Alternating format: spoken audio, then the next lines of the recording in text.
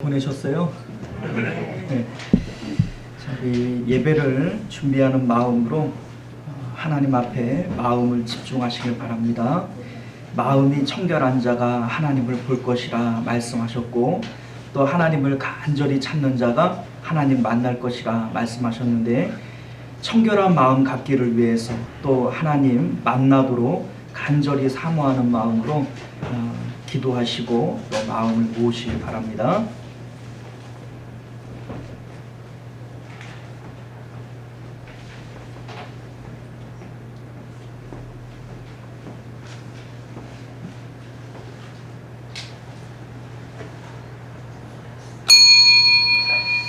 네, 지금으로부터 2021년 2월 14일 주일 오전 예배 우리 하나님 앞에 드리도록 하겠습니다. 다 같이 묵도하십니다.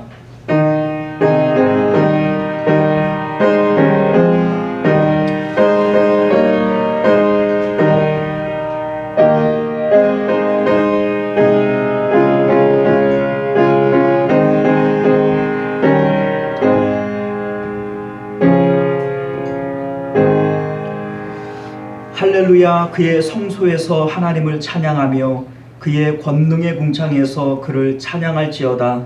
호흡이 있는 자마다 여호와를 찬양할지어다. 할렐루야.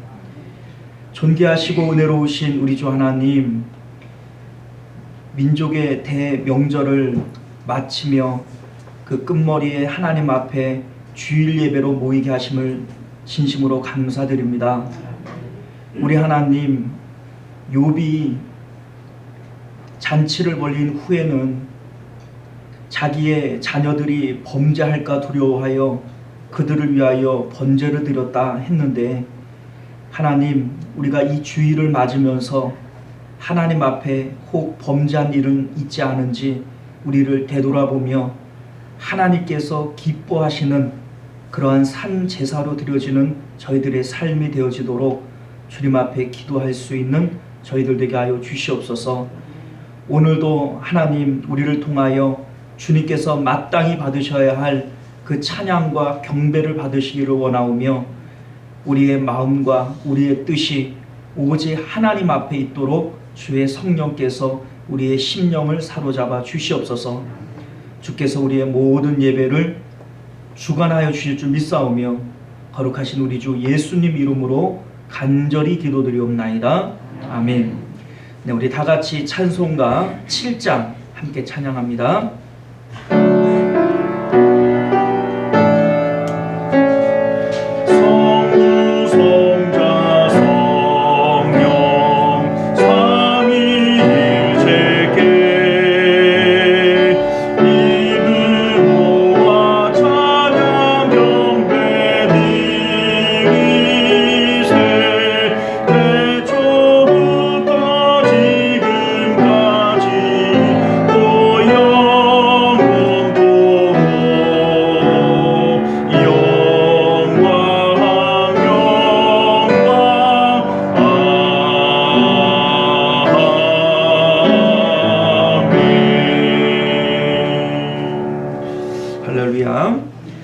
우리 한 주간의 삶을 되돌아보면서 하나님 앞에 예배하기에 합당치 못한 우리의 언행 심사가 생각이 나거든.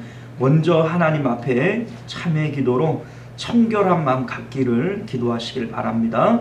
마음이 청결한 자 하나님을 볼 것이라 말씀하셨사오니 하나님 우리에게 청결한 마음 주옵소서. 우리 함께 참회 기도 드리겠습니다.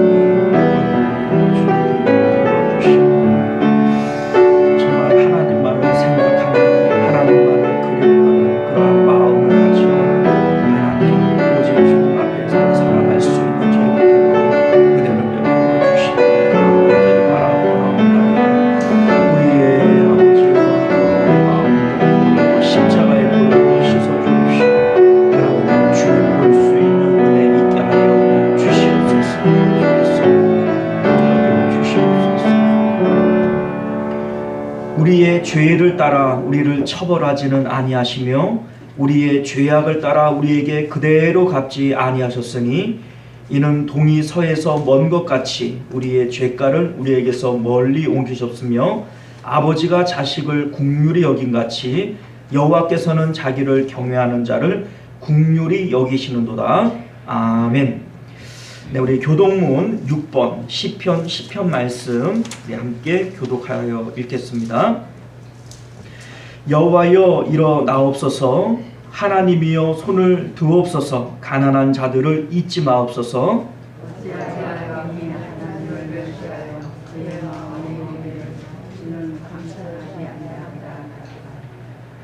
주께서는 보셨나이다. 주는 재앙과 원한을 감찰하시고 주의 손으로 갚으려 하시오니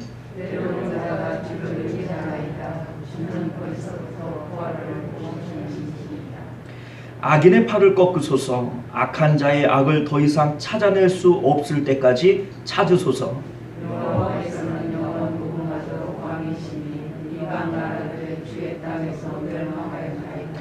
여호와여 주는 겸손한 자의 소원을 들으셨사오니 그들의 마음을 준비하시며 귀를 기울여 들으시고 고아와 압제당하는 자를 위하여 심판하사 세상에 속한 자가 다시는 위협하지 못하게 하시리이다. 아멘. 우리 사도신경으로 우리의 신앙을 하나님 앞에 고백합니다.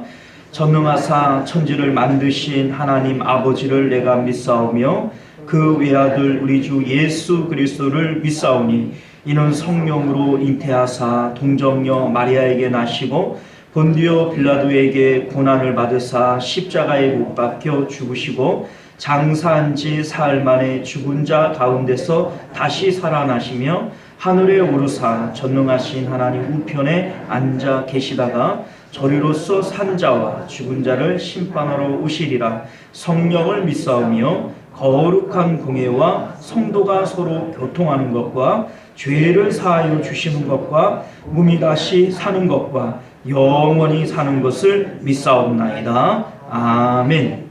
우리 찬송가 324장입니다.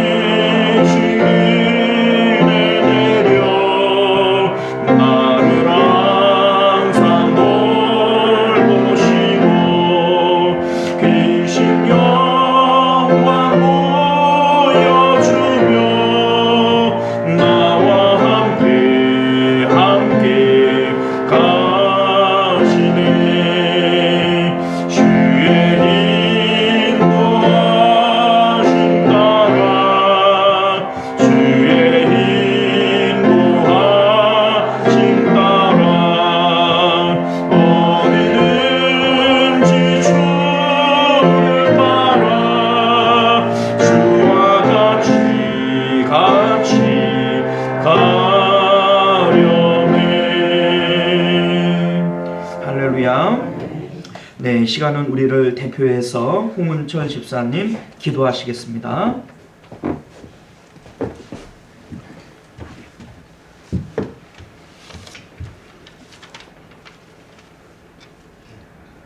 사랑과 은혜가 충만하신 하나님의 아버지, 지난 한 주간도 주님의 크신 사랑과 은혜 가운데 살게 하시고 오늘 거룩한 주일을 맞이하여 마음과 정성을 다하여 예배드릴 수 있도록 인도하여 주시니 감사와 찬양을 드립니다.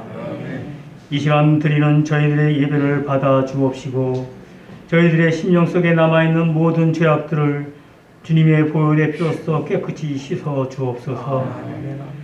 의심 많은 도마처럼 하나님께서 동행하심을 순간순간 의심하는 저희들을 불쌍히 여기시고 반석 같은 믿음의 사람들이 되게 하옵소서. 저희들의 삶이 예수 그리스도를 닮아가기를 원합니다. 욕심에 이끌리는 생활이 되지 않게 하시고 주님만을 의지하고 주님만을 순종하게 하심으로 영광을 돌리게 하옵소서. 오늘도 주님의 말씀이 그리워서 나왔습니다. 증거되는 말씀에 변화받게 하옵시고 그 말씀을 붙들고 날마다 승리할 수 있도록 축복해 주옵소서. 온 만물을 주관하시는 하나님 아버지, 코로나 사태가 하루빨리 안정되어 일상의 예배가 회복되기를 간절히 원합니다. 하루빨리 치료제가 개발되어 모든 국민들이 마스크를 벗고 정상적인 사회 활동이 돌아오는 그날이 오게 하옵소서. 또한 이 나라의 위정자들로 하여금 하나님을 두려워하고 의와 진리를 깨닫게 하시며 지혜와 분별력을 주셔서 정사를 바로잡게 하옵소서. 그들의 마음속에 자리 잡고 있는 불신과 갈등이 사라지게 하시고 믿음과 신앙으로 국정을 운영할 수 있도록 인도하여 주옵소서. 은혜는 오신 하나님 아버지, 시온송 교회를 위해 기도합니다. 우리 교회가 믿음의 공동체로 함께 나눌 수 있도록 허락하여 주시고 주님의 사랑 가운데 서로 사랑하며 한마음 한뜻 되게 하여 주옵소서. 은혜와 사랑이 넘치는 아름다운 교회 되게 하여 주옵시고 주님의 축복으로 부흥이 일어나는 교회 되게 하여 주옵소서. 믿는 자들을 위한 교회가 아니라 믿지 않는 자들, 우리의 이웃을 위한 교회 되게 하옵소서. 귀하신 우리 담임 목사님, 오늘도 단위에 세워주시니 감사드립니다. 영육간에 강하게 하시고 피곤치 않게 하옵소서. 능력과 사랑으로 충만케 하여 주시오며 말씀을 전하실 때마다 주님의 크신 권능이 나타나게 함께 하여 주옵소서. 열악한 환경에서도 한 사람 한 사람 어른아이 할 것 없이 주님의 말씀을 올바르게 전하고자 힘쓰고 애쓰시는 목사님의 노고에 합당한 열매들이 결실을 맺고 하늘의 신령한 복과 땅의 기름진 복이 충만케 하옵소서. 이 시간 질병과 사고로 입원 중인 성도들과 마음의 고통으로 힘들어하는 성도들이 있다면 말씀과 기도로 해결되는 시간 되게 하여 주옵소서. 성전에서 온라인으로 예배드리는 모든 성도들에게 은혜와 평강으로 함께하여 주시길 간절히 원하오며 이 모든 말씀 전능하신 우리 주 예수 그리스도의 이름으로 간절히 기도드리옵나이다.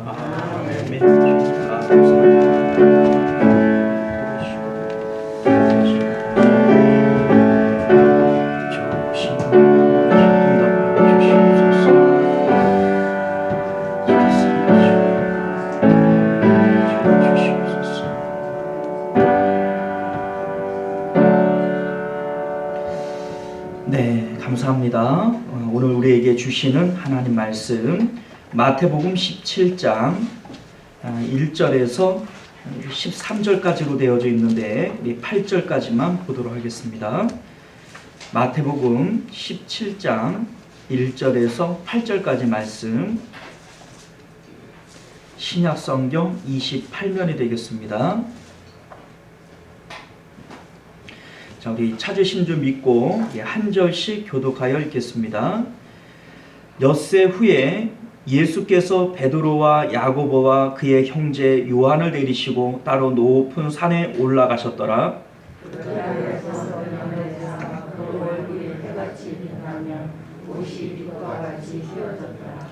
그때에 모세와 엘리야가 예수와 더불어 말하는 것이 그들에게 보이거늘 베드로가 예수께 여쭈어이르되 주여 우리가 여기 있는 것이 좋사오니 만일 주께서 원하시면 내가 여기서 초막셋을 짓게 하나는 주님을 위하여 하나는 모세를 위하여 하나는 엘리야를 위하여 하리이다.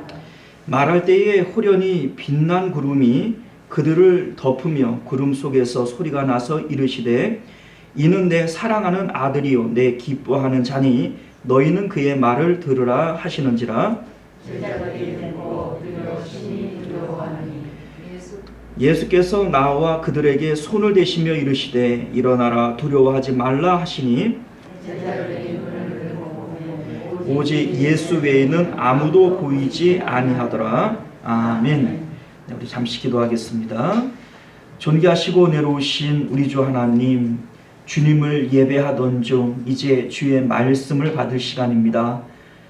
부족한 우리들 감히 주님의 말씀을 받들 그런 제목들이 못 됩니다만 하나님 긍휼히 여기시고 주의 성령을 부어 주옵시고 지혜롭게 하옵소서. 들을 귀를 열어 주옵소서. 그리고 주님의 말씀대로 행할 능력을 더하여 주시사 하나님의 말씀을 듣는 자와 지켜 행하는 자가 복이 있다 하셨사오니 그 복을 받아 누리는 저희들 되게 하여 주옵소서. 거룩하신 우리 주 예수님 이름으로 간절히 기도드리옵나이다. 아멘. 사랑하는 성도 여러분, 참 반갑습니다. 오늘도 여러분들과 함께 예배할 수 있고 또 하나님의 말씀을 나눌 수 있어서 참 행복하고 이러한 은혜를 허락하신 하나님께 진심으로 감사드립니다. 오늘 우리는 함께 읽은 본문의 말씀을 가지고 변화산 사건을 보이신 까닭이라고 하는 제목으로 하나님 말씀을 나누고자 합니다. 본래는 오늘 1시간에 다 마치려고 했는데 이게 워낙에 중요한 말씀이고 또 유명한 말씀이라서 다음 주까지 2시간에 걸쳐서 같은 제목을 가지고 함께 말씀을 나누고자 합니다. 우리는 지난 시간에 고백 그 후라고 하는 그런 제목으로 하나님 말씀을 나누었는데요. 16장에서 베드로는 주는 그리스도시요 살아계신 하나님의 아들이십니다 라고 하는 이러한 멋진 신앙 고백 이후에 예수님으로부터 사탄아 내 뒤로 물러가라 라고 하는 이런 치명적인 책망을 또 듣게 됩니다. 자, 그리고 그 이후에 예수님께서는 24절부터 마지막 절까지 제자도에 대해서 말씀하시는 것을 우리가 보게 되죠. 제자도가 뭡니까? 24절과 25절을 보면 이에 예수께서 제자들에게 이르시되 누구든지 나를 따라오려거든 자기를 부인하고 자기 십자가를 지고 나를 따를 것이니라. 누구든지 제 목숨을 구원하고자 하면 잃을 것이요 누구든지 나를 위하여 제 목숨을 잃으면 찾으리라. 자, 이 말씀이 바로 제자도에 대한 말씀이에요. 신앙 고백을 통해서 자신이 하나님의 아들이요 내가 하나님 계신 천국으로 가야 할 자라고 하는 것을 고백했다면 우리는 반드시 예수님이 가신 그 길을 따라가는 제자가 되어줘야 됩니다. 신앙 고백이라고 하는 게 뭡니까? 신앙 고백은 하나님을 구원으로 삼는 자들이 예수님을 구원자로 여기는 것이 바로 이 신앙 고백입니다. 그렇기 때문에 구슬이 서말이라도 꿰어야 보배다. 혹은 부뚜막에 소금도 뭐예요? 넣어야 짜다. 이러한 속담이 있는 것처럼 신앙 고백을 통해서 하늘에 우리 아버지 되신 하나님이 계시고 그곳이 복된 천국이라는 것을 우리가 신앙 고백했다면 우리는 반드시 예수님을 따라 그 천국까지 올라가야 되는 거죠. 그 예수님을 따라가는 것을 우리는 제자도라고 얘기를 합니다. 그러므로 신앙 고백 그 후는 반드시 제자가 되어줘야 되는 거예요. 신앙 고백은 고백으로 그쳐서는 아무런 효용이 없어요. 그 고백이 있었다면 반드시 제자 되어져서 주님을 따라가야 된다. 이것이 우리가 지난 시간에 살펴보았던 말씀의 내용이 되는 것이죠. 그리고 오늘 말씀은 변화산 사건으로 그 말씀의 내용을 이어가고 있습니다. 자, 왜 예수님께서는 변화산 사건을 우리에게 보여주는 것일까? 변화산 사건을 우리에게 보이신 그 까닭을 우리는 몇 가지로 살펴봄으로써 하나님께서 우리에게 주시는 메시지가 무엇인지를 밝혀보기를 원합니다.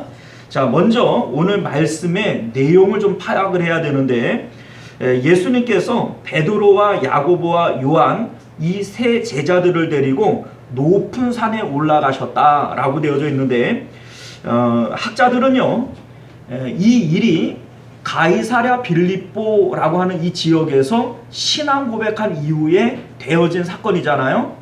그래서 가이사랴 빌립보 그 지방으로부터 그 주변에 있는 높은 산들이 뭐가 있나 이렇게 살펴봤더니 헬몬산이 것이다 이렇게 생각하는 학자들이 참 많이 있습니다. 자, 그런데 헬몬산은요, 그 높이가 3,000m에 이르를 만큼 아주 높은 산이에요. 자, 그렇기 때문에 예수님께서 그 정상까지 올라가셨다 그렇게 보기는 어렵고요. 그 헬몬산의 깊은 산중까지 예수님께서 들어가셨다 이렇게 보는 것이 옳을 것 같습니다.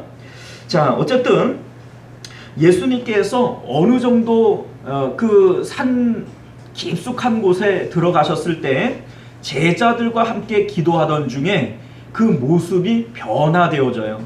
그 얼굴이 해같이 빛나고 또 그 옷이 희어졌다, 빛났다 이렇게 말씀하고 있는데, 사실 뭐 옷이 빛났겠어요? 옷이 빛난 것이 아니고 예수님 자체가 빛의 발광체로 바뀌어졌기 때문에 그 뭡니까, 옷을 뚫고 빛이 새어져 나온 것이죠. 그렇게 보는 것이 옳을 것 같아요. 자, 어쨌든 간에 예수님께서 변화되어졌고, 그리고 엘리야와 모세가 예수님과 함께 대화하는 모습을 보게 되어졌다라고 하는 것이죠. 왜 하필이면 모세와 엘리야일까? 당시 많은 그 이스라엘 사람들은요, 천국에는 많은 믿음의 위인들이 들어갔겠지만 그 중에서 틀림없이 천국에 들어갔을 것이라고 믿는 인물들이 있어요. 그게 바로 모세와 엘리야입니다. 왜냐하면 여러분들도 아시다시피 모세는 죽은 이후에 하나님 나라에 갔지만 그 시체를 천사가 가져가 버려서 이 땅에 무덤이 없는 자가 바로 모세지요. 그리고 두 번째 엘리야는 뭐 아시다시피 불병거를 타고 죽음을 맛보지 않고 하나님 나라로 들어간 인물, 이것이 바로 엘리야죠. 자, 이 모습은요, 천국에 존재하게 되어지는 천국 시민의 두 가지 형태를 우리에게 보여줍니다. 첫 번째는 모세와 같이 죽은 이후에 그 육체와 영혼이 함께 하나님 나라로 들림을 받는 경우죠. 또 하나는 죽음을 맛보지 않고 하나님 나라로 들림을 받는 이러한 경우가 있을 겁니다. 자, 이 두 가지 형태가 바로 천국에 존재하는 성도들의 존재 형태라는 겁니다. 자, 그리고 예수님께서 그들과 함께 대화하셨다, 이런 내용이 되어지는 것이죠. 자, 그런데 이러한 모습을 볼 때 베드로가 너무나도 좋은 나머지 이렇게 얘기를 했다는 거예요. 여기가 좋사오니 여기 우리가 여기에 머무는 게 좋겠습니다. 초막 셋을 집시다. 뭐 이렇게 얘기를 했다는 것이죠. 자, 베드로가 본 이 모습은요, 단순하게 예수님께서 빛으로 변화되어진 모습을 봤다. 그 모습이 너무 아름다웠기 때문에 그 베드로가 그렇게 반응한 거다. 그게 아닙니다. 예수님께서 변화되어지는 그 순간 그곳은 실질적으로 천국으로 바뀐 거예요. 자, 우리가 그것을 어떻게 알게 되냐면 예수님께서 빛으로 변화되셨다라고 말씀을 하고 있는데, 이 빛으로 변화되어진 예수님의 모습이 바로 하나님 나라 천국에서 예수님의 존재의 형태인 겁니다. 자, 우리가 그것을 어떻게 알게 되냐면 요한계시록 그 1장에 보게 되면 세례 사도 요한이 예수님 부활하신 예수님을 만나지 않습니까? 그때에 그 예수님의 모습을 이렇게 비유를 해요. 그 얼굴은 해가 힘있게 비치는 것 같더라, 이렇게 되어져 있는데, 오늘 말씀에도 보게 되면 그 얼굴이 해와 같이 빛났다, 이렇게 되어져 있고요. 머리털과 희기가 흰 양털 같고 눈 같으며 그 눈은 불꽃 같다, 이렇게 요한계시록 1장이 얘기하고 있는데, 이것이 바로 부활하시고 승천하신 예수님께서 하나님 나라 천국에서 존재하시는 그 형태의 모습인 거예요. 계시록 22장 1절과 5절에서도 이렇게 얘기를 합니다. 그곳에는 다시 밤이 없겠고 등불과 햇볕이 쓸데없으니 이는 주 하나님이 그들에게 빛이심이라. 생명수의 강이 내게 보이니 하나님과 및 어린 양의 보좌로부터 나와서, 이렇게 되어져 있죠. 자, 무슨 얘기냐면 천국은 더 이상 해나 등불이나 이러한 발광체가 필요하지 않다는 거예요. 왜냐하면 하나님과 어린 양이 친히 빛이 되어지시기 때문에 하나님께서 예수님께서 그 천국에서 어떤 형태로 계시는가? 빛으로 계신다는 거죠. 요한복음 1장이 또한 이 내용을 증거하고 있습니다.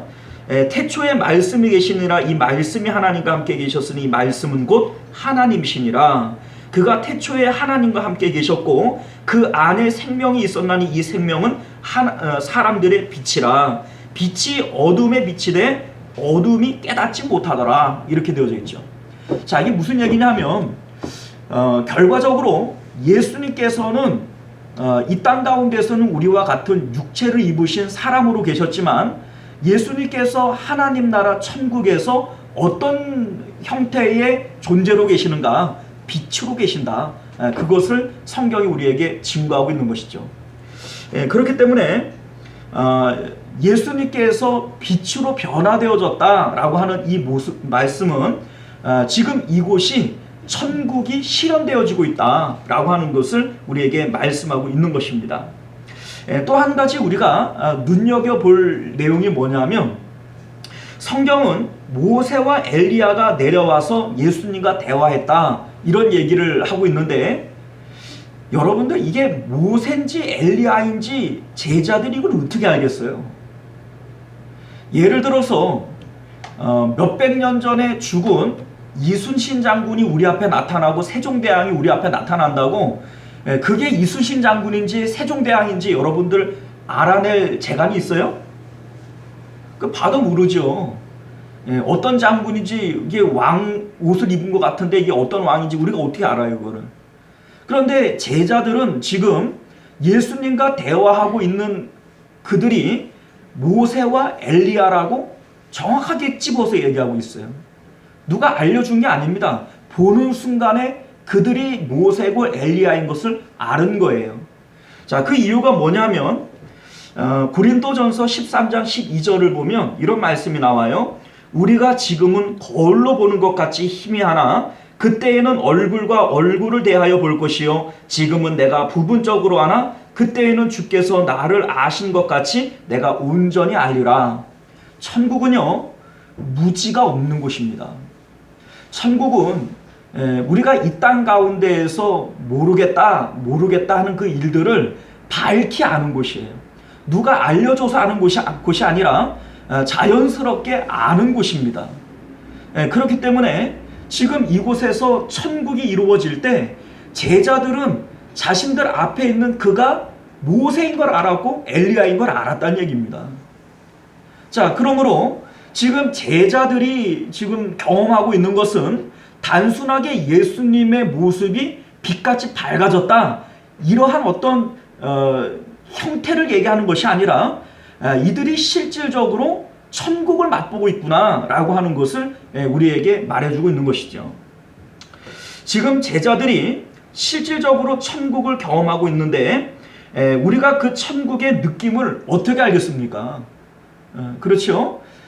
지금 뭐 얼마나 좋으랴 이런 생각들을 갖지만 이게 단순하게 예수님의 모습이 빛으로 변한 사건이 아니라 천국을 맛보는 사건이기 때문에 우리는 그 느낌과 감정들을 정확하게 알 수 없어요. 다만 베드로의 반응을 통해서 아, 그렇겠구나 라고 짐작할 뿐인 것이죠. 자, 그런데 이 베드로가 어떻게 반응을 합니까? 4절 말씀을 보면 베드로가 예수께 여짜와 이르되 주여 우리가 여기 있는 것이 좋사오니 만일 주께서 원하시면 내가 여기서 초막 셋을 짓되 하나는 주님을 위하여, 하나는 모세를 위하여, 하나는 엘리야를 위하여 하리이다 라고 얘기를 해요. 자, 사실 이 말은요 너무나도 어리석고 비현실적인 말입니다. 왜냐하면 지금 자기의 생존에 대한 것은 전혀 대책 없이 말하고 있는 거예요. 왜냐하면 지금 이곳은 사람이 살 수 있는 그러한 땅이 아니에요. 헬몬산은요 거의 눈으로 덮여 있는 산입니다. 그냥 그곳에서 농사할 땅이 없고 먹을 음식이 없고 도처에 사나운 짐승들이 있기 때문에 그곳에서는 살 수가 없어요. 그런데 지금 여기가 좋사오니 지금 여기서 살자는 거예요. 또 초막 셋을 짓겠다라고 얘기를 하는데 예수님과 모세와 엘리야를 위하여 초막 셋을 지으면 자기들은 어디서 살겠다는 겁니까 도대체? 그렇죠? 자, 그러니 자신의 생존에 대한 것은 전혀 염두에 두지 않고 있는 상당히 어리석고 비현실적인 그런 말을 하고 있다라고 하는 것을 우리가 알게 되는 것이죠. 그래서 같은 내용을 담고 있는 누가복음 9장에서는 이렇게 얘기를 해요. 베드로가 자기가 하는 말을 자기도 알지 못하더라 이렇게 얘기를 합니다. 그러니까 자기가 지금 뭔 말을 하고 있는지도 모르고 그냥 이러한 말을 그냥 술술 내뱉고 있는 거예요.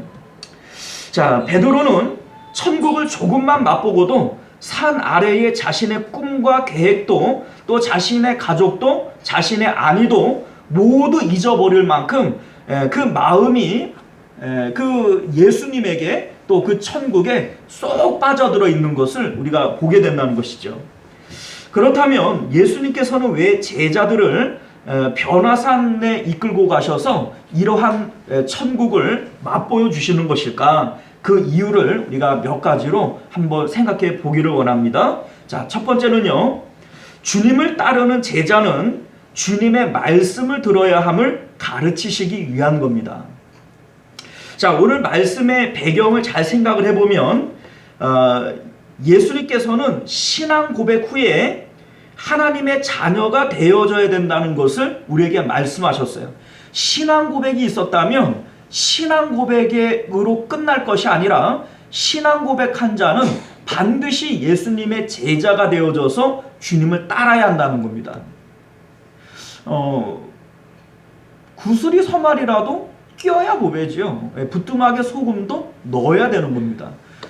우리가 신앙 고백을 통해서 예수님께서 우리의 구원자 되시고 하나님이 우리의 구원 되시는 것을 고백했다면 고백하는 것으로는 충분치가 않습니다.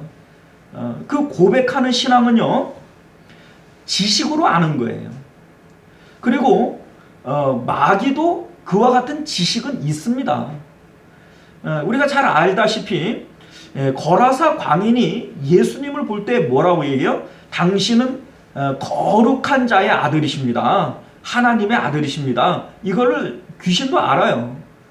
너희가 하나님을 거룩한 분으로 아느냐? 잘 아는도다. 귀신도 믿고 떠느니라 이렇게 되어져 있죠. 귀신도 알아요. 그러니까 우리가 신앙 고백한다, 안다라고 하는 것은 이게 중요한 게 아닙니다. 분명히 그것을 알았다면 그 예수님을 따라 제자 되어지는 삶을 살아갈 때 이것이 의미가 있다라는 것이죠. 자, 그런데 제자의 길이라고 하는 게 뭐냐? 제자의 길은 베드로가 책망받은 이유를 보면 제자의 길이 뭔지를 알게 돼요. 베드로가 왜 예수님으로부터 책망을 받습니까? 예수님의 길, 제자의 길을 가는 것이 아니라 자기의 길을 가기 때문입니다. 자기의 길이라고 하는 게 뭐예요? 자기의 길. 나는 내 길이 따로 있어. 자, 무슨 얘기냐면 내가 생각하고 계획하고 내가 가야 할 그런 자신의 길이 있다라는 얘기죠. 베드로는 자신의 길이 있었어요. 자신이 생각하고 자신이 계획하고 뜻하는 그 길이 있었습니다. 그 길에서는 예수님께서 로마로부터 이스라엘을 독립시키고 왕이 되어지고 또 자신이 그 예수님과 함께 그 나라를 다스려야 하는 거예요. 이것이 베드로가 생각하는 메시아의 길이고 자기가 따라가야 하는 길이었죠. 그런데 예수님께서 십자가를 지시겠다라고 얘기를 할 때 예수님 그 길 가지 마십시오. 내가 생각하는 내 길, 그 길로 예수님이 따라오셔야 됩니다. 라고 강하게 만류했던 거예요. 그러니까 예수님으로부터 책망을 받게 된 겁니다. 그러나 제자의 삶이라고 하는 것은 내 뜻과 내 계획과 내 생각으로 살아가는 그 길이 아니라 예수님께서 가신 그 길을 따라가는 거예요. 예수님께서 내가 장로들과 대제사장들과 서기관들에게 고난을 받고 십자가에 죽은 이후에 다시 살아나리라 라고 말씀하셨다면 예수님께서 가신 그 길을 제자된 우리들은 따라가기만 하면 되는 겁니다. 내 생각에는 이렇게 얘기할 것도 없고 자신의 생각을 고집할 이유도 없는 겁니다. 마태복음 우리 17장 5절을 보면요. 말할 때에 호련히 빛난 구름이 그들을 덮으며 구름 속에서 소리가 나서 이르시되 이는 내 사랑하는 아들이요 내 기뻐하는 자니 너희는 그의 말을 들으라 하시는지라 라고 되어져 있어요. 지금 오늘 본문에서도 마찬가지입니다. 지금 베드로는요. 예수님께서 변화되어지는 천국의 광경을 맛보는 이 순간에도 지금 자신의 생각과 자신의 뜻을 따라 예수님에게 말하고 있어요. 여기가 좋사오니 여기다가 초막셋을 짓고 여기 삽시다. 주님의 뜻이 아니라 이건 자기의 뜻이고 자기의 생각이죠. 그런데 그때 예수님께서 하나님께서 4절에 말씀하세요. 호련히 빛난 구름이 그들을 덮으며 구름 속에서 소리가 나서 이렇게 말씀하십니다. 너희는 그의 말을 들으라. 자, 이게 무슨 얘기예요? 너 지금 네 생각과 네 말을 네 계획을 가지고 네 말을 하지 말고 너희는 지금 예수님의 말을 들으라는 거예요. 이 4절의 말씀이 바로 그런 의미입니다. 제자라고 하는 것은요, 자신의 생각과 자신의 계획을 가지고 자신의 말을 하며 살아가는 그런 존재가 아닙니다. 제자는 예수님의 생각과 예수님의 계획을 가지고 예수님의 말을 하면서 그렇게 살아가야 되는 존재다라고 하는 것을 말씀하고 있는 겁니다. 자, 오늘 5절에 보면요. 호련히 빛난 구름이 그들을 덮었다. 구름 속에서 소리가 났다. 이렇게 말씀을 하고 있는데 지금 이 광경은 여기서 처음 등장하는 그런 모습이 아니에요. 자, 이 모습이 먼저 어디가 원조냐면 출애굽기 19장이 원조입니다. 자, 뭐냐면요. 하나님께서 이스라엘 백성을 출애굽시키셨어요. 구원시키셨습니다. 그리고 하나님의 백성이 어떻게 살아가야 하는지를 시내산에서 모세를 불러 그에게 말씀을 주시죠. 그것이 바로 모세오경입니다. 구약 성경은 그 근간이 모세오경으로부터 출발을 하는데 이 모세오경을 주실 때 그 광경을 출애굽기 19장 9절은 이렇게 말씀해요.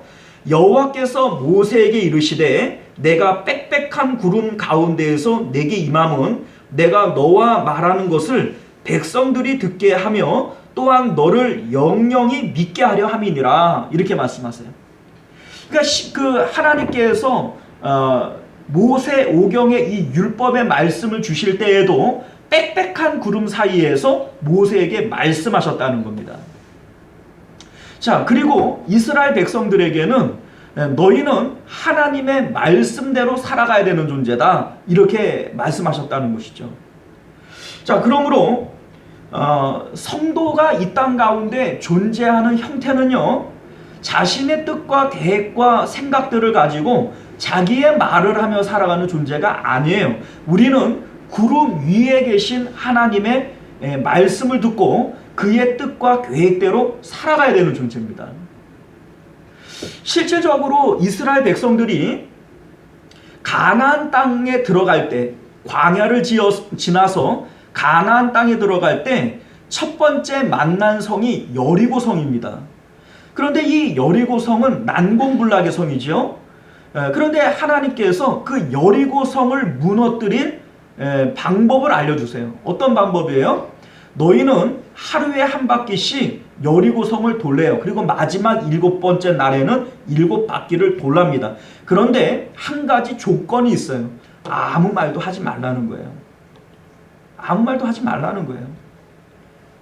왜냐하면 지금 여리고성을 무너뜨리고 가나안 땅을 이스라엘 백성에게 주는 것은 이스라엘 백성 자신의 뜻과 계획과 생각으로 되어지는 일이 아니라 하나님의 뜻과 계획으로 되어지는 거예요. 그러니 너희는 너희의 말을 거기다 보태지 말라는 겁니다. 가나안 땅을 정탐했던 12 정탐꾼들이 있어요. 10명의 정탐꾼들이 돌아와서 하는 말이 뭐예요? 그 땅은 젖과 꿀이 흐르는 좋은 땅인 것은 사실이다. 그러나 그 땅에 살고 있는 사람들은 다 아낙 자손들이요, 거인들이다. 그러니 그들 앞에 우리는 메뚜기 떼와 같으니 우리는 절대로 그 땅에 들어갈 수 없다라고 얘기하는 거예요. 자, 이것은 하나님의 뜻과 생각이에요? 자기의 뜻과 생각이에요? 자기의 뜻과 생각이죠. 여호수아와 갈렙만은 그들은 우리의 밥이라, 우리가 능히 그 땅을 취하리라, 이렇게 얘기를 합니다. 자, 그렇게 얘기하는 것은 여호수아와 갈렙이 뭐 다른 지략이 있고 자기들에게 용기가 있고 뭔가 어떤 재간이나 힘이 있어서 하는 얘기가 아니에요. 하나님의 언약의 말씀이 있으니 하나님의 뜻이 그러하니 우리는 능히 이기리라, 이렇게 말하는 것이죠. 성도는 어떻게 살아가야 되는 존재입니까? 세상의 상식을 가지고 또 내가 갖고 있는 경험을 가지고 내 생각과 내 뜻과 내 말을 하며 살아가는 존재입니까? 아니면 하나님의 언약을 붙들고 하나님의 뜻과 하나님의 계획을 갖고 살아가는 자입니까? 지금 여기서 구름 가운데에서 말씀하셨다라고 하는 것이 바로 그거예요.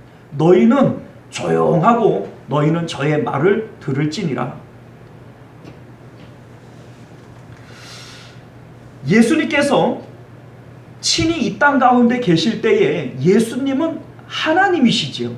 예수님이 하나님의 아들이실 뿐만 아니라 예수님 스스로가 하나님이세요. 그럼에도 불구하고 예수님은 이 땅 가운데 계시면서 성도가 어떻게 살아야 하는지에 대해서 친히 본을 보여주셨습니다. 자, 그 본이 뭐예요?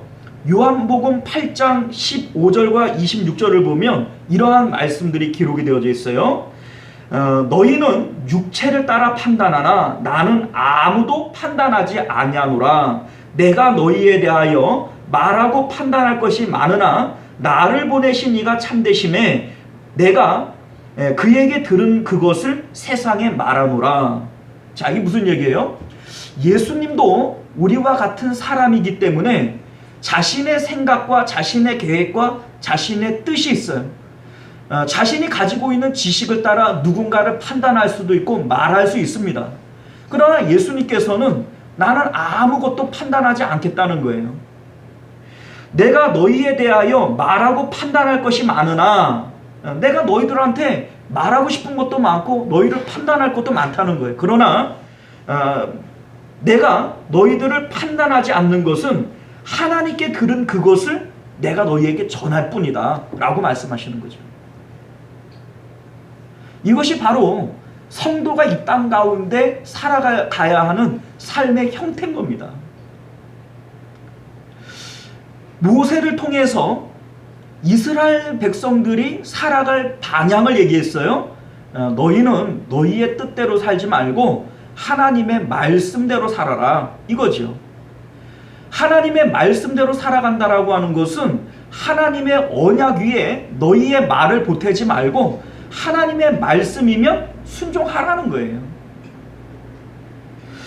그에 따라서 우리 예수님께서 이렇게 기도하시지 않습니까? 겟세마네에서 아버지요, 만일 아버지 뜻이거든 이 잔을 내게서 옮겨 주옵소서. 이 예수님의 뜻이에요. 그러나 내 뜻대로 하지 마옵시고 누구의 뜻대로요? 아버지의 뜻대로 하시옵소서. 자, 이것이 이 땅 가운데 성도가, 이 땅 가운데 제자된 우리들이 살아가야 할 삶의 방향인 겁니다. 자, 24절과 25절, 16장 24절과 25절에서 예수님께서 제자도에 대해서 말씀하시지 않습니까? 자, 이 제자도를 우리가 누구든지 나를 따라오려거든 자기를 부인하고 자기 십자가를 지고 나를 따를 것이니라. 누구든지 제 목숨을 구원하고자 하면 잃을 것이요 누구든지 나를 위하여 제 목숨을 잃으면 찾으리라. 자기 부인하고 자기 십자가 지고 주님을 따른다. 자기 죽음을 고백하면서 주님을 따른다 라고 얘기를 하는 것인데, 자, 왜 우리가 자기 죽음, 자기의 십자가를 지고 주님을 따라야 하느냐? 우리가 자기 자신이 죽었음을 고백하지 않으면 필연적으로 우리는 자기의 뜻과 자기의 계획을 가지고 살 수밖에 없는 존재이기 때문에 그래요. 필연적입니다. 왜 예수님께서 날마다 자기를 부인하고 이렇게 얘기했고 사도 바울이 나는 날마다 죽노라. 왜 예수님도 사도 바울도 날마다라고 얘기할까요? 이게 필연적으로 우리가 안 죽는 존재이기 때문에 그래요. 안 죽습니다. 십자가를 지고 우리가 주님을 따른다라고 얘기를 했지만, 내가 자기를 부인한다라고 얘기했지만 실질적으로 우리가 안 죽어요. 어제 죽었다고 오늘 여전히 죽어있는 존재가 아니고, 어제도 죽고 오늘 또 다시 죽지 않으면 우리는 또 다시 내 생각과 내 계획과 내 뜻이 살아나는 존재이기 때문에 날마다인 겁니다. 날마다. 자, 사도 바울은 로마서 14장 7절 이하에서 이렇게 말씀해요. 우리 중에 누구든지 자기를 위하여 사는 자가 없고 자기를 위하여 죽는 자도 없도다. 우리가 살아도 주를 위하여 살고 죽어도 주를 위하여 죽나니 그러므로 사나 죽으나 우리가 주의 것이로다. 성도가 제자된 우리들이 이 땅 가운데 살아가는 삶의 형태는 바로 이겁니다. 날마다 주님 따라가며 내 생각과 내 계획을 이루기 위해서 내 말하면서 살아가는 존재가 아니라 주님의 말씀을 따라 주님의 계획과 뜻을 이루기 위해서 그렇게 살아가는 존재라는 거예요. 우리 가운데 나를 위해서 사는 자 있냐? 아니다. 내가 사나 죽으나 주님의 것이다 라고 얘기를 하는 것이죠. 베드로 사도도 베드로전서 4장 11절에서 이렇게 말씀하세요. 만일 누가 말하려면 하나님의 말씀을 하는 것 같이 하고 누가 봉사하려면 하나님이 공급하는 힘으로 하는 것 같이 하라. 이게 무슨 얘기예요? 성경이 말하는 성도의 삶이라고 하는 것은 자기 자신을 위해서 사는 것이 아니라 우리의 말, 우리의 행동은 하나님이 주시는, 하나님께 받아서 하는 것처럼 해야 된다는 겁니다. 하나님께서 내게 주신 하나님의 말, 하나님께서 내게 주신 그 뜻과 계획을 따라 내가 행동하는 것, 그래야 된다는 거죠. 자, 예수님께서 이 변화산 사건을 통해서 우리에게 보여주고자 하는 게 뭡니까? 제자도에 대해서 얘기하는 거예요. 제자도. 너희는 저의 말을 들으라. 제자는요, 내 생각과 내 계획을 가지고 내 말하며 살아가는 존재가 아니라 주님의 말씀을 듣고 주님의 뜻과 계획을 이루기 위해서 사는 존재다라고 하는 것을 오늘 말씀 가운데 말씀하고 있는 것이죠. 자, 두 번째, 변화산 사건을 통해서 우리에게 보여주시고자 하는 게 뭐냐? 주님을 따르는 자들만이 천국이 허락되어진다라고 하는 것을 말씀하고 있는 겁니다. 자, 우리 16장에서 예수님께서 말씀하시는 결론이 뭐예요? 제자도예요. 제자도. 너희가 바른 신앙 고백을 했느냐? 그러면 신앙 고백으로 그쳐서는 안 된다는 거예요. 너희가 하늘에 너희 아버지 되신 하나님이 계시고 너희가 마치 탕자와 같이 그 천국으로 돌아가야 되는, 본향집으로 돌아가야 되는 자인 것을 깨달았느냐? 이 깨닫는 것이 바로 신앙 고백 아니에요? 그런데 그 신앙 고백을 했다고 그게 끝이 아니라는 거예요. 깨달았으면 돌아가야지요. 깨달았으면 돌아가야 되는데 돌아가는 유일한 길과 문이 뭐예요? 예수님이 아니면 하나님께로 돌아갈 길과 문이 없다는 거예요. 그러니 신앙 고백을 했으면 반드시 제자 되어져서 주님 따라가야만 되는 겁니다. 자, 그런데 우리 주님께서 가신 그 길은 십자가의 길이에요. 자기 죽음의 길입니다. 자기 부인 없이는 갈 수 없는 길이에요. 그렇기 때문에 베드로도 실패한 겁니다. 신앙 고백은 진짜로 잘했어요. 예수님께서도 네가 신앙 고백한 그것은 네가 혈육으로 한 것이 아니라 하늘에 계신 내 아버지께서 내게 알려주신 거라고 할 만큼 이 신앙 고백은 참된 것이었습니다. 그럼에도 불구하고 이 베드로가 실패해요. 사단아 내 뒤로 물러가라. 예수님으로부터 치명적인 이런 책망을 들을 만큼 사단적 역할을 합니다. 자, 그 이유가 뭐예요? 예수님께서 가신 그 길이 그렇게 쉬운 길이 아니라는 것을 우리에게 말씀하고 있는 겁니다. 그냥 고백한다고 그냥 자연스럽게 갈 수 있는 그 길이 아니고 자기를 부인해야만 되고 자기 십자가를 져야만 따라갈 수 있는 길이라는 것을 지금 성경이 우리에게 말씀하고 있는 겁니다. 그러면 우리는 이런 생각이 들어요. 굳이 우리가 그렇게 따라가야 됩니까? 꼭 자기를 부인하고 자기 십자가를 져야만 되는 겁니까? 그래야만 된다는 거예요. 그렇게 주님을 따라갔을 때 16장에서 제자도를 말씀하시고 17장에서 바로 변화산 사건을 통해서 천국을 경험시켜주는 이유가 뭐예요? 그 제자의 삶을 살아갈 때에만 천국에 들어갈 수 있다라고 하는 것을 우리에게 보여주는 거예요. 마태복음이 지금 구조적으로 그걸 우리에게 보여주는 겁니다.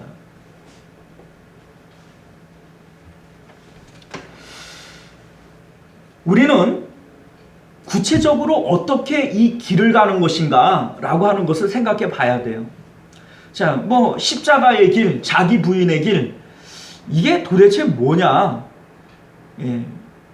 뭐 옛날 예수님처럼 그 십자가에 정말로 매달려 죽을 수 있는 그런 시대도 아니지 않습니까? 구체적으로 십자가를 지는 이 삶이라고 하는 것은 내 삶에 건강에 문제가 생겼다고 칩시다. 혹은 내 사업이 문제가 생겼다고 칩시다. 혹은 내 가정의 자녀들이 문제가 생겼다고 칩시다.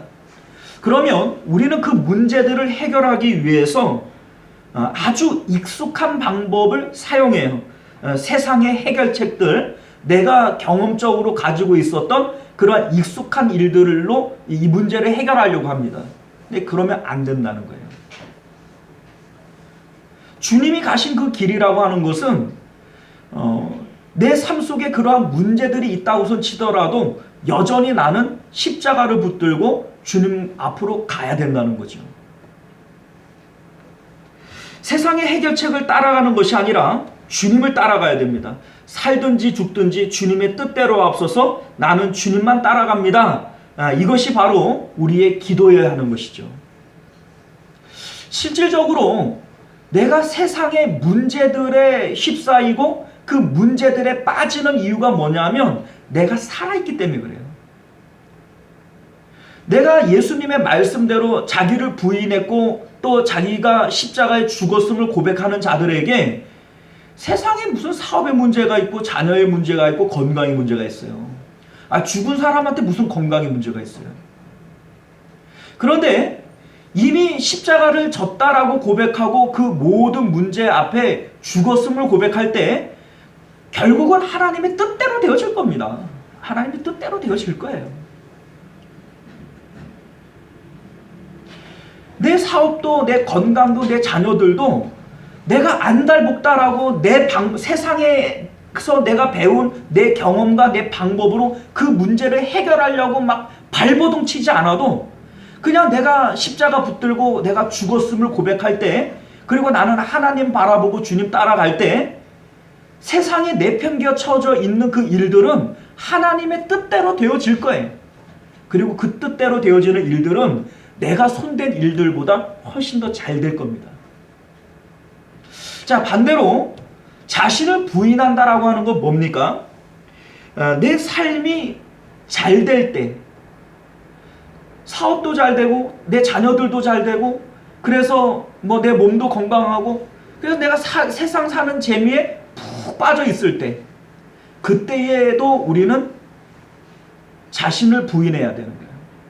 내가 언제 사업 잘 된다고 돈 때문에 기뻐하고 좋아하는 존재야? 라고 고백할 수 있어야 돼요. 내가 자녀 때문에 기뻐하고 만족하는 존재야? 라고 말할 수 있어야 돼요. 이게 자기 부인이에요. 결국 십자가를 지고 주님 따라간다, 이 제자의 삶이라고 하는 것은 뭐냐면, 잘 될 때나 안 될 때나 슬플 때나 기쁠 때나 언제나 내 마음을 주님 앞에 드리는 거예요. 그리고 주님 따라가는 겁니다. 예수님께서 십자가에 죽으셨고 부활하셨고, 그리고 그 예수님께서 이 땅에 모든 하늘과 땅의 모든 권세를 가지셨지만 이 세상이 아무것도 아니라고 그렇게 여기실 만큼 하늘로 훌쩍 올라가 버리셨어요. 그리고 그 예수님께서는 하나님 보좌 우편에 앉으셨습니다. 그 예수님을 따라가는 그 길이라고 하는 게 뭡니까? 우리도 주님 따라 내가 죽었음을 고백하고, 주님 따라 내가 살았음을 고백하고, 이 땅 가운데 내가 원하는 것이 아무것도 없는 것처럼 내 마음이 주님 따라 하늘로 올라가는 거예요. 힘든 일이 있고 어려운 일이 있더라도 거기에 빠지지 않고, 좋은 일이 있고 기쁜 일이 있더라도 거기에 빠지지 않고, 언제나 내 마음을 주님께 보내며 주님 따라가는 겁니다. 그렇게 따라가는 그 길 앞에 천국이 있다는 거예요, 여러분들. 이게 십자가 지는 삶이에요. 세상의 크고 작은 일들에 내 마음 다 뺏겨버리고, 세상에 어렵고 힘든 일이 있으면 거기에 내 마음이 푹 빠져가지고 그거 어떻게 해결할까 거기에 안달복달하고, 좋은 일 있으면 또 거기에 마음 뺏겨가지고 그냥 하나님 까맣게 잊어버리고 세상에 푹 빠져 살고, 그러면서 나중에 천국은 어디 있어요? 십자가 지는 삶이 아니거든요. 처음부터 자기를 부인하는 것도 아니고 또 자기 십자가를 지는 삶도 아니었기 때문에 그 끝에는 천국도 없는 겁니다, 여러분. 주여 주여 하는 자들마다 다 천국에 들어갈 것이 아니라 그랬잖아요. 하나님의 뜻대로 하는 자라야 들어간다 그랬잖아요. 예수님은 분명히 그렇게 말씀하셨는데, 그냥 예수님 아는 것으로 신앙 고백했다고 나는 천국 들어갈 거라고 우기기가 어디 있습니까? 그거 우기는 거예요, 여러분들. 주님의 말씀대로 따라가야지요. 그게 제자입니다. 사랑하는 성도 여러분, 이제 말씀을 맺겠습니다. 변화산의 기적을 우리는 직접 맛보지는 않았습니다. 그러나 오늘 이 말씀은 천국의 모형을 우리에게 대표적으로 보여주는 거예요. 하나님이신 예수님이 계시고 죽음을 맛보고 천국에 들어간 형태의 모세와 죽음을 맛보지 않고 들어간 엘리야의 형태와, 그리고 이 땅의 성도들의 대표로서 세 제자가 있죠. 자, 그러면 왜 세 제자냐? 12명의 제자인데 왜 누구는 보여주고 누구는 안 보여주냐? 모든 사람에게 보여줄 필요가 없어요. 대표적으로 세 사람인 거예요. 왜 셋이어야 되느냐? 증인의 숫자가 두셋입니다. 그래서 이 세 사람이 바로 증인으로서 그 자리에 있게 되는 거죠. 자, 이 사건을 통해서 예수님께서 우리에게 뭘 보여주고자 하는 거예요? 자, 첫 번째는요, 주님의 말씀을 들어야 된다는 거예요. 성도는 자기의 뜻과 자기의 계획과 자기의 어떤 소원을 가지고 그거 말하고 떠벌리고 살아가는 존재가 아니라는 겁니다. 구름 위에 계시는 하나님, 그 하나님의 말씀을 듣고 우리가 살아가는 존재지, 구름 아래에 있는 우리가 내 뜻과 내 계획을 이루기 위해서 살아가는 존재가 아니라는 거예요. 그렇게 내가 내 뜻과 내 계획을 이루고 살아가는 그것은 허무한 거예요. 아무 짝에도 쓸모없는 거예요. 그래서 솔로몬이 헛되고 헛되며 모든 것이 헛되다고 얘기하는 겁니다. 자신이 왕으로서 많은 지혜와 권세와 재물을 가져봤어요. 자기가 해보고 싶은 걸 못 해본 게 없다 그러잖아요. 그런데 헛된 거예요. 이 땅 가운데에서 우리가 이루고자 하는 그 모든 것들은 다 헛된 겁니다. 하나님의 말씀을 듣고 하나님의 뜻을 이루며 살아가는 그것만이 가치 있는 일이에요. 이것 주님께서 말씀하시는 겁니다. 두 번째는요, 변화산 사건은 우리가 힘들고 어렵지만 제자의 길을 갈 때에만 천국에 들어간다라는 것을 우리에게 말씀하고 있는 겁니다. 구조적으로 우리에게 보여주잖아요. 제자도에 대해서 말씀하시고 그리고 천국을 보여주세요. 제자의 길을 걷지 않는 자는 결국은 천국에 못 들어간다는 거예요. 우리가 알다시피 요한계시록은 이미 7교회에게 보내진 편지입니다. 교회에게 보내졌고 성도에게 보내졌어요. 그런데 모든 성도에게 구원이 있다고 얘기해요? 이기는 자에게 이와 같이 해준다고 얘기해요? 이기는 자에게 주는 겁니다. 오늘날 많은 성도들이 신앙 고백만으로 그쳐버려요. 신앙 고백만으로 그치는 그것은 신앙이 아닙니다. 믿음이 아니에요. 신앙 고백 이후에는 반드시 제자 되어져야 됩니다.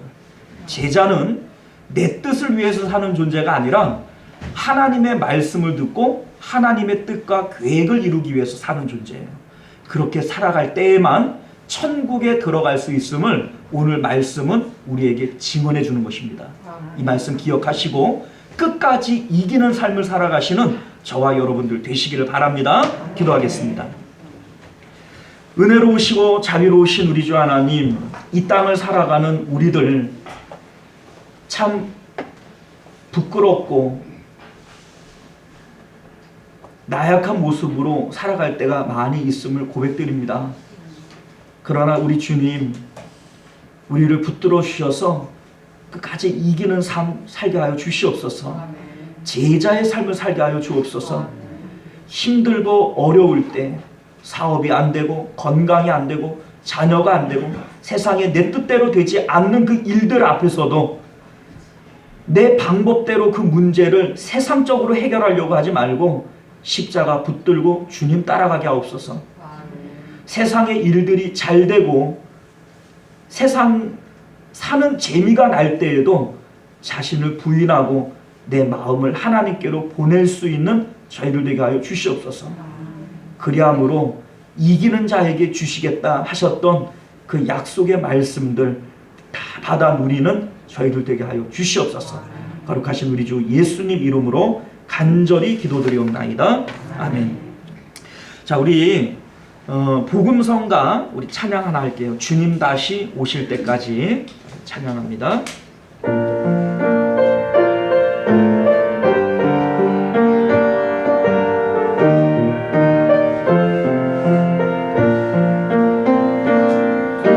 주님 다시 오실 때까지 나는 이기를 바리라. 조금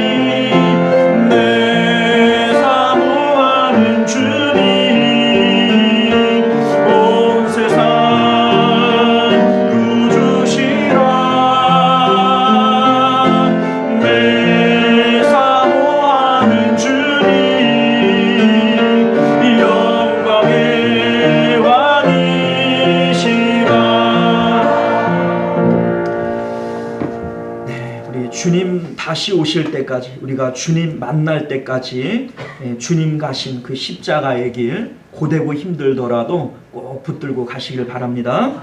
자, 우리 찬송가 211장 찬양하시며 봉헌하겠다고요. 211장 예, 211장 1절 찬양하시면서 드려진 예물 하나님 앞에 봉헌합니다.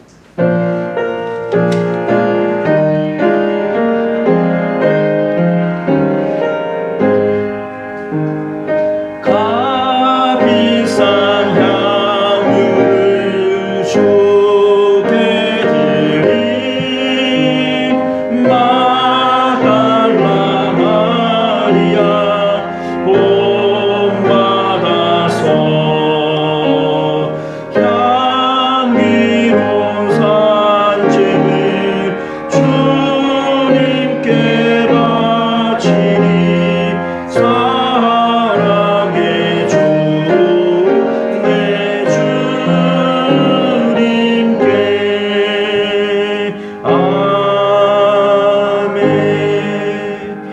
네, 우리 하나님 앞에 11조 예물과 감사 예물, 선교 예물, 또 주일헌금 이렇게 드리셨고요. 또 온라인으로 헌금하신 우리 성도님들이 있습니다. 감사드립니다. 잠깐 기도할게요. 은혜로우시고 자비로우신 우리 주 하나님, 금도 내 것이요 은도 내 것이요 천하 만국이 다 내 것이라 말씀하셨던 주님의 말씀을 우리가 믿습니다. 모든 것이 주님 것이지요. 처음부터 주님 것이고 마지막까지 주님 것이고 처음부터 내 것이 없었음을 고백드립니다. 잠시 우리에게 청지기로서 맡겨주신 것이지 내 것 아닙니다. 하나님, 그 믿음 가지고 주님 앞에 드렸고 하나님 앞에 감사로 드렸사오니 하나님, 이 예물 드린 손길들마다 주님께서 기쁘게 받으시고 하나님, 그들의 믿음과 정성과 또 마음도 함께 연락하여 주시옵소서. 드린 손길들 가운데 더 큰 것으로 맡겨주셔서 하나님을 위하여 더 크게, 더 위대하게, 더 귀하게 쓰임받을 수 있는 저희들 되게 하여 주시옵소서. 거룩하신 우리 주 예수님 이름으로 간절히 기도드리옵나이다. 아멘. 자, 우리 주보를 참조하셔서 교회 소식 전해드립니다. 2021년도 우리 교회의 표어는 삶의 예배에 힘쓰는 교회입니다. 삶의 자리 어디에서나 우리 예수님께 우리의 마음을 드리시기를 힘쓰시는 삶을 사시길 부탁드립니다.